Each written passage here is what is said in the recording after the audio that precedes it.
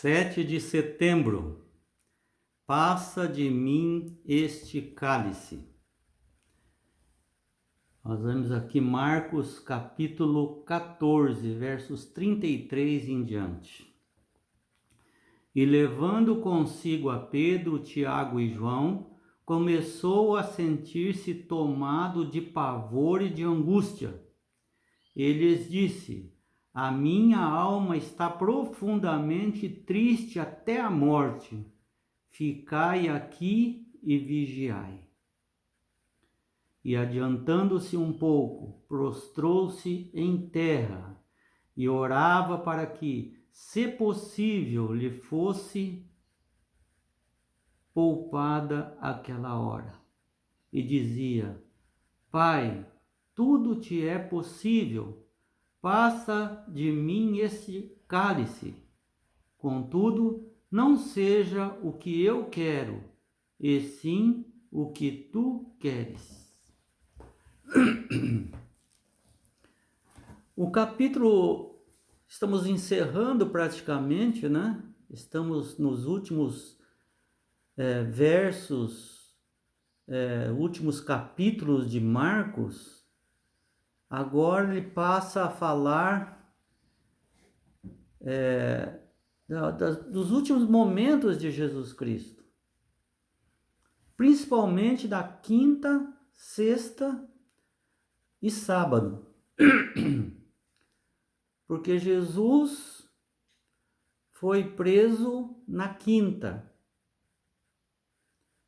Jesus foi morto na sexta, no sábado ele descansou na sepultura, e no domingo, bem cedinho, ele ressuscitou.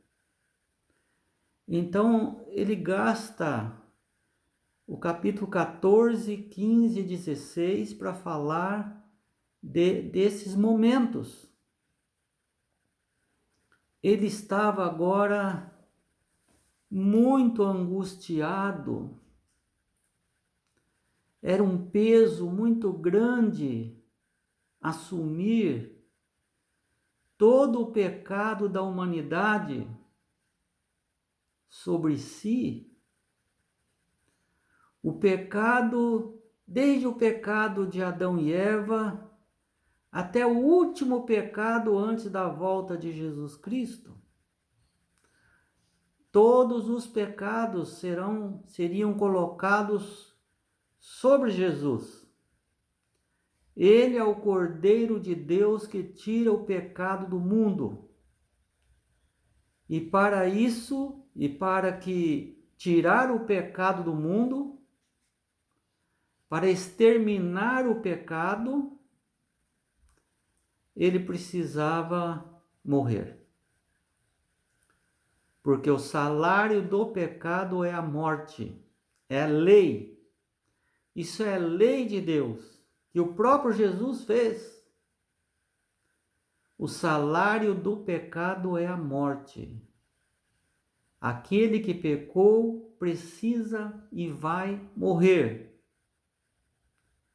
Mas há uma escapatória de Gênesis 3,15, que diz que o descendente da mulher pisaria, esmagaria a cabeça da serpente.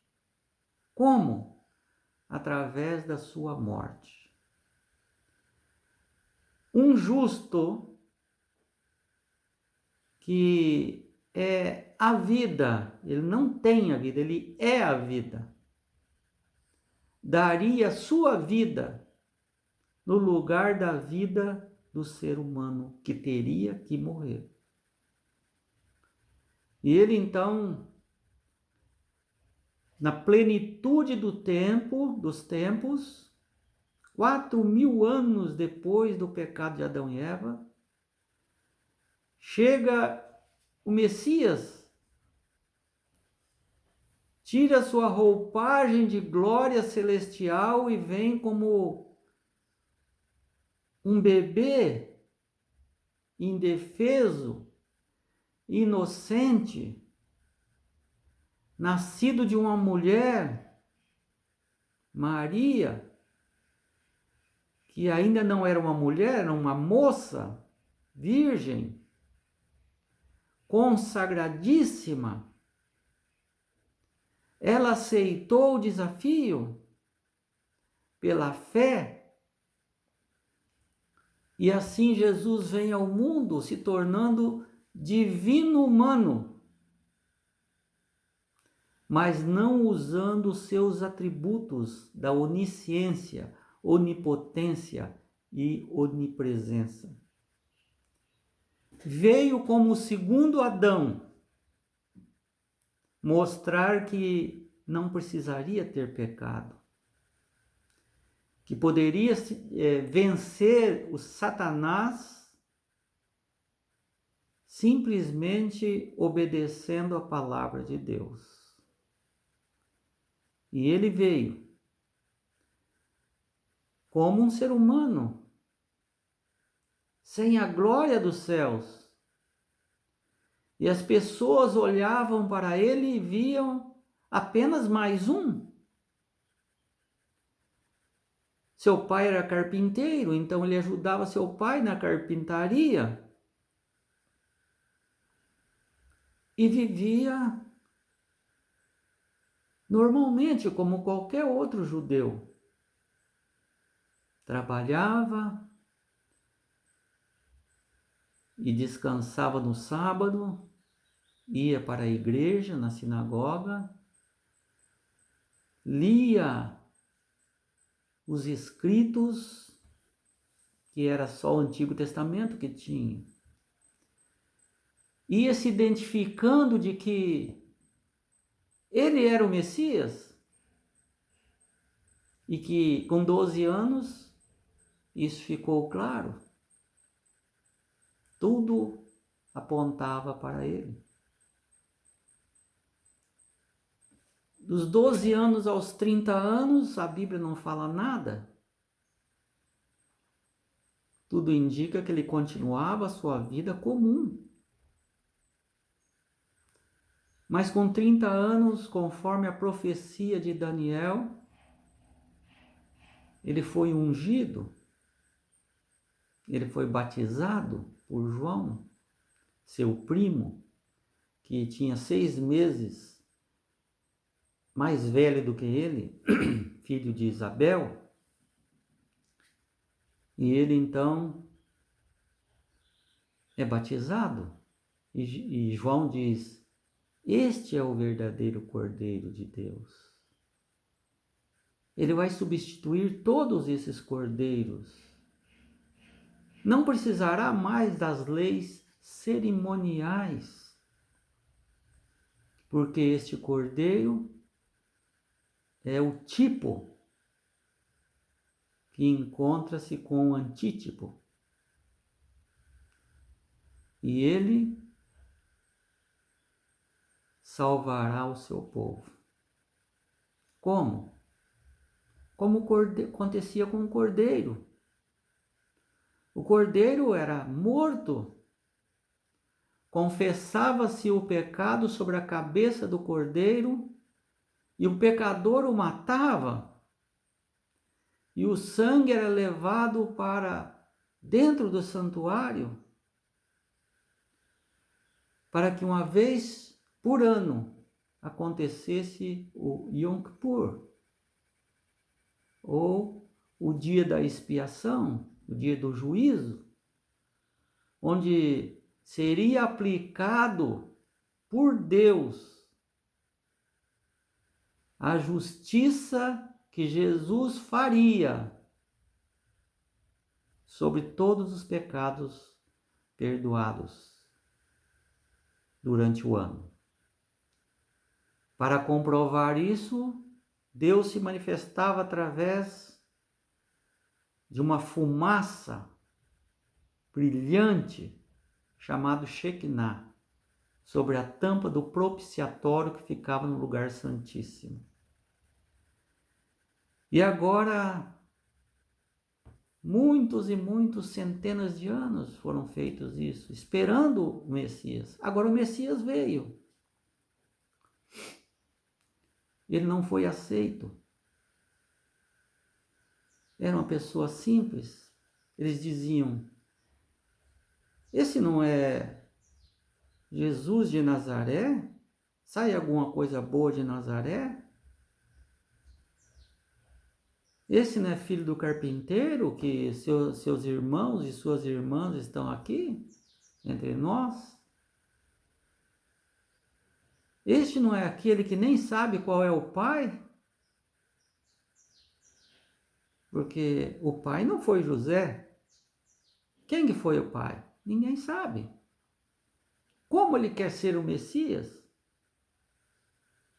E Jesus gastou 3 anos e meio para explicar que ele era o Messias e que o juízo havia chegado.